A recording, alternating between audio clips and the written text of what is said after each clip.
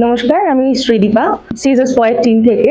বর্ষাকালে যে কমন সমস্যাগুলো আমরা এখানে এক্সপিরিয়েন্স করি, এক হচ্ছে প্রচন্ড শেডিং, স্কিনে র্যাশ, নটস, তারপর টিক অ্যান্ড ফ্লি এর সমস্যা। এগুলোর সাথে ডিল করার কিছু উপায় ডেফিনেটলি আছে, এগুলোকে কন্ট্রোল করার উপায় আছে। প্রথম কথা, যে বাচ্চারা বর্ষাকালে রেগুলার বাইরে হাঁটতে যায়, যেহেতু বর্ষাকালে ওয়েদারেই ময়েশ্চারটা খুব বেশি থাকে, তো ডেফিনেটলি কোটের একটা ওয়ে ডাউন হয়ে যাওয়া, ভীষণভাবে চ্যাটচ্যাট করা, এগুলো একটা খুব কমন সমস্যা। খুব ইম্পর্টেন্ট যে বাচ্চাকে ওয়াক করিয়ে আসার পর তাকে ভালোভাবে ব্রাশ করা, তাকে ড্রাই করা, এটা হলো প্রথম কেয়ার যেটা বাড়িতে শুরু করতে হবে। দ্বিতীয়ত, এই সময় যখন বাচ্চাকে বাড়িতে স্নান করানো হয়, সেটা তার পেরেন্টস করাচ্ছেন বা হোম গ্রুমাররা করাচ্ছে, সেক্ষেত্রে ভীষণ ভালোভাবে খেয়াল রাখা তাদেরকে ড্রাই করা হচ্ছে কিনা।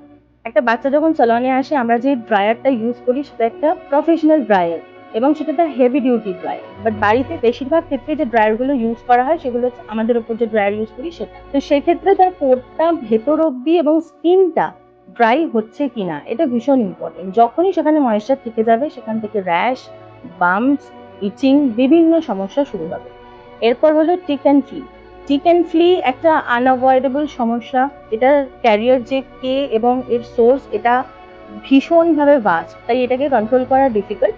তাই জন্য সবসময় বলবো যে বাচ্চাদের যারা ডক্টর, তাদের সাথে কথা বলুন, যার কাছে বাচ্চা রেগুলারলি যায়, কথা বলে এগুলোর যে প্রিভেনশন আছে, স্পট অন আছে বা মেডিকেশন আছে, সেগুলো ডেফিনেটলি বর্ষাকালের আগে বাচ্চাকে সেগুলোতে আপডেটেড রাখুন, যাতে বাচ্চা কোনোভাবেই এই টিক বা ফ্লি এর ক্ষেত্রে এক্সপোজ না হয়।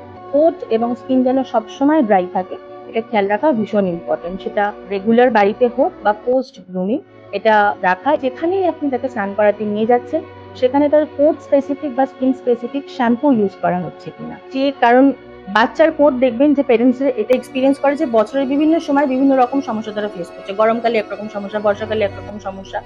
তো সেক্ষেত্রে যেখানেই আপনারা যাচ্ছেন বা যেখান থেকেই আপনারা বাচ্চাকে গ্রুমিং করাচ্ছেন বা নিজেরা করছেন, তাই তার কোন শ্যাম্পু ইউজ করছেন, কোন প্রোডাক্ট ইউজ করছেন, সেটা কতটা তার কোট আর স্কিনের সাথে যাচ্ছে, সেইটা খেয়াল রেখে ইউজ করা। এই কয়েকটা ছোট ছোট জিনিস ফলো করলে বর্ষাকাল রিলেটেড যে সমস্যাগুলো, সেগুলোকে খুব সুন্দরভাবেই হ্যান্ডেল করা যায়।